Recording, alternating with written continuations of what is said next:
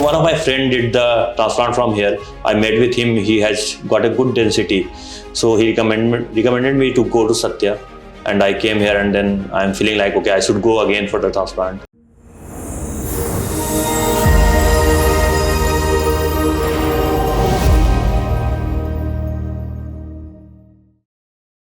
So what about the other research which you have done and the opinions which you have got?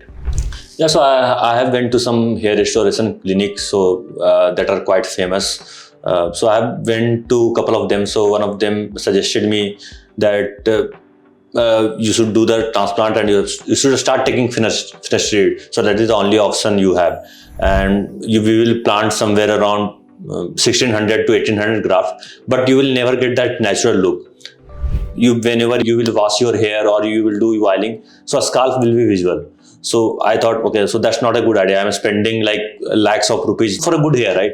If my scalps are visible, even after spending lakhs of money, so that's not a good idea. And there is also a pain associated with it. So we have to give the time.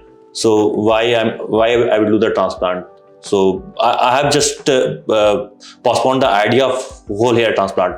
Then someone recommended, or one of my friend did the transplant from here. I met with him. He has got a good density, so he recommended me to go to Satya, and I came here, and then I'm feeling like okay, I should go again for the transplant.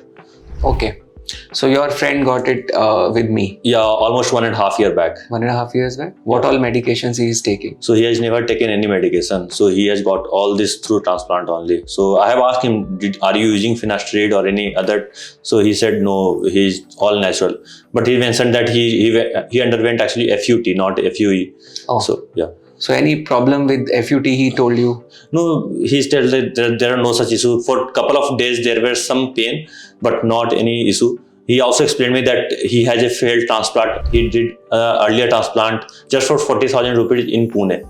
Oh, your friend? Yeah. Whom I repaired? Yeah, so he told me that 2 years back, almost 2.5 years back, he did his transplant in Pune.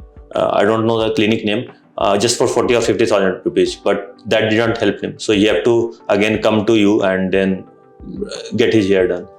So we repaired that case, and he, without even medicine, he is doing well. He is doing very well. So that's actually great, because a lot of people these days get the transplants done not knowing about the role of medications in it.